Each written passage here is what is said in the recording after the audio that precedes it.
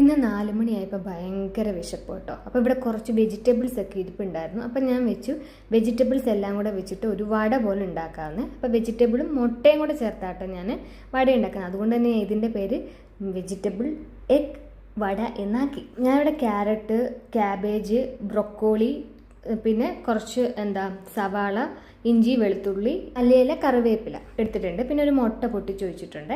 പിന്നെ അതിനകത്തിലേക്ക് 4 spoon കടലമാവും 2 spoon അരിപ്പൊടി or cornflour add ചെയ്യുക കേട്ടോ. പിന്നെ ലേശം മഞ്ഞൾപ്പൊടി, പിന്നെ കുറച്ച് മുളക് പൊടി, പിന്നെ ആവശ്യത്തിന് ഉപ്പ്, പിന്നെ കായത്തിൻ്റെ പൊടി. ഇത്രയാട്ടോ ഞാൻ വടക്കി ചേർക്കണം. വടയെന്നോ ബജിയെന്നോ എന്ത് വേണേലും പറയാം. പിന്നെ ബ്രൊക്കോളി ഒന്നും ഇല്ലാത്തവർ നിങ്ങൾക്ക് കോളിഫ്ലവർ ഒക്കെ ആഡ് ചെയ്യാം കേട്ടോ. നിങ്ങളുടെ കയ്യിലുള്ളത് എന്ത് പച്ചക്കറി കണ്ടിട്ട് ആഡ് ചെയ്യാം. അതിനകത്തിലേക്ക് കുറച്ച് പെരിഞ്ജീരകം ഇട്ട് എന്നിട്ട് ഇതെല്ലാം കൂടെ കുറച്ച് വെള്ളം ഒഴിച്ചത് ഈ രീതിയിലൊന്ന് മിക്സ് ചെയ്തെടുത്ത്, എന്നിട്ട് ഈ വടക്കൊക്കെ നമ്മളിങ്ങനെ ഹോളിട്ട് എടുക്കത്തില്ല, ഉള്ളി വടക്കൊക്കെ, അതുപോലെ കയ്യിൽ ഇച്ചിരി എണ്ണ തടവിയിട്ട് ഞാൻ അങ്ങനെ ഹോളിട്ട് എടുത്തു കേട്ടോ. ഇപ്പം നിങ്ങൾക്ക് വെള്ളത്തിൻ്റെ അളവ് കൂടിയ കുറച്ച് കടലമാവ് ഇട്ടൊന്ന് ബാലൻസ് ചെയ്താൽ മതി കേട്ടോ.